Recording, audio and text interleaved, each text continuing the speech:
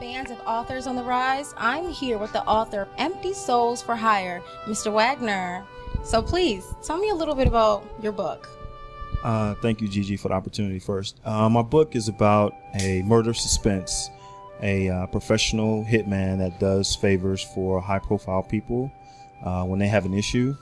And he's battling demons inside to figure out if he's ready to give up that lifestyle and pursue a serious relationship, or is he ready to just keep doing what he does best without any love involved. Okay, I gotta ask, what made you want to write a book about someone who kills people for money? Let's see. Growing up in Los Angeles, I saw a lot, of course. And I just came up with a vivid imagination of a lifestyle that maybe I would like to lead one day. And then I joined the military and traveled the world to over 15 countries. And each time I would go to a new country, I would come up with my own imagination of how things would be if I was on a killing spree. So this is not a true story? It is not a true story. It's a work of fiction. Very nice. And so I know it has to do with, looks like murder or killing, yes. Love and... Possible love, and just a man who's sort of lost. Yes. Okay, do you feel like that's every man's story? No, not exactly. My main character, Lance Goodman, he's a business owner by day, and he's kind of just ran into different obstacles in his life regarding relationships, and the killing just comes easy for him. It's no attachments. Once it's done, and he receives his monetary transfer. And he has no emotion behind it. He doesn't regret. He doesn't ask questions. He's just... In the past, he hasn't asked questions, but in Empty Soul for Hire, he has run into his latest job where he does get some emotional attachment. And he's trying to decide, will he keep that attachment? Will he go forward with it? Or will he just do what he does best with no attachment? Oh, boy.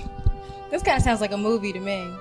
Well, that's what my editor keeps telling me, but right now I'm just trying to get the book out there to as many people as I can. Okay, so going back a little bit about you and your history, you were in the military. Some of the experiences that you've gone through helped to inspire this book. Well, I can't really say the military inspired it because I worked an office job, so okay. I mean, I wasn't special ops or anything like that. But I've just tried to imagine different scenarios wherever I go, no matter whether it's in Florida, Texas, overseas. So it's just imagination. Okay. Did this young guy in this book, was he also in the military, or he had like a similar background? He had a similar background, a lot of traveling. Very nice. So if there's like a young man or young woman out there who's watching and they're like, oh my gosh, that's the type of stuff that I love to write about, what kind of advice would you give to them? Just basically not to give up on your dreams and to write what you feel. And someone out there is interested in what you want to write. Don't sell your soul, and just keep doing what you do. So Felicia Thomas, of course, is the creator of Authors on the Rise. And, you know, her inspiration for the idea was getting people back to reading literature. How do you feel about that? Because, of course, there's a whole bunch of ebooks and there's, you know, the internet.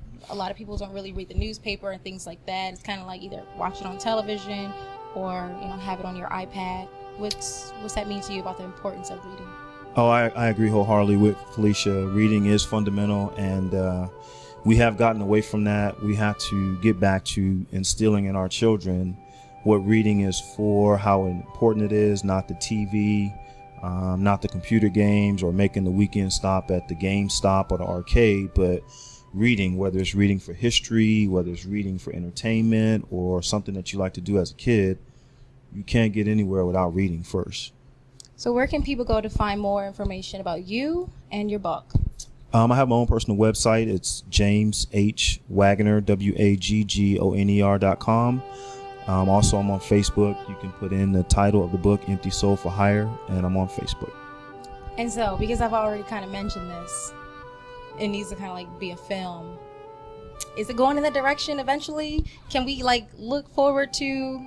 It's really kind of hard to say. I'm working on book 2 right now, which is actually a sequel to this one, and I've sent it to as many people as I can. You know, to Michael Baisden, to Steve Harvey. I've tried to get on the Ricky Smiley show. So Whoever comes knocking at my door or rings my phone, I mean, I'm open to all ideas to get it out there on the screen. Okay. So is this your first book? It is my first book. And how long have you been writing for?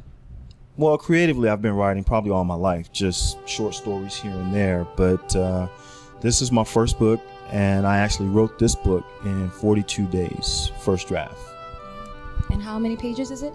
213. Okay. Okay. So if there's any author out there that you could work with, co-authoring, who would it be? I put him on the spot. It's a toss-up between Eric Jerome Dickey or Walter Mosley.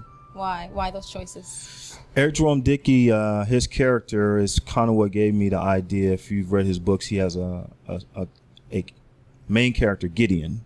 Mm-hmm. And he's similar to what my main character, Lance Goodman, is about. Walter Mosley, he's more so on the crime mystery. If you all remember Devil in a Blue Dress, that was Walter Mosley. So a toss-up between those two would definitely be a great opportunity. All right, gentlemen, if you're out there watching, your fan is right here. You guys should totally do something together. It needs to be a movie. Don't go anywhere. We'll be right back. Authors on the Rise is filmed in front of a live studio audience. To join us, visit thomascreations.net. Thanks for watching. Join us online at girlstalktv.org and visit us on Facebook and Twitter too.